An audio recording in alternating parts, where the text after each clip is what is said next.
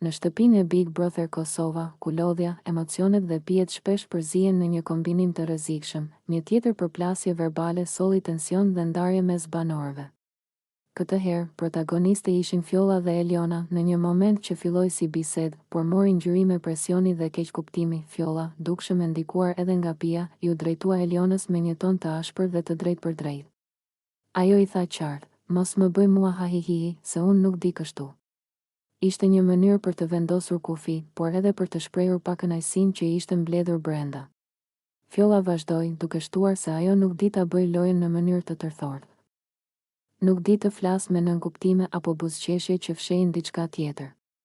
Nuk di si ta bëj unë që ti ta kuptosh një herë e mirë, u shpreh ajo, duke rritur edhe më shumë intensitetin e fjalëve. Presioni që ajo i bëri Elionës ishte i dukshëm, herë i justifikuar me pijet, herë me karakterin e saj të drejtë për drejtë, herë me lodhjen e akumuluar nga ditët e gjata në izolim.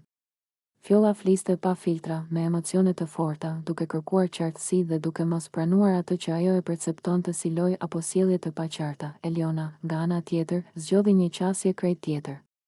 Ajo nuk u përfshi në debat, nuk e ngriti zërin dhe nuk reagoi me të njëjtën energji. Me qetësi dhe vetë përmbajtje, ajo i tha vetëm, flasim nesër. Një fjali e shkurtër, por shumë domethënëse. Ishte një mënyrë për të ndalur situatën, për të mos lejuar që tensioni i momentit dhe ndikimi i pijes ta çonin bisedën në një përplasje më të madhe. Ky moment ndau qartë dy stile krejt të ndryshme brenda shtëpisë, Fjollën, që shpërthen dhe thot gjithçka në çast, dhe Elionën, që zgjedh të tërhiqet, të reflektojë dhe të flas kur emocionet të jenë ftohur.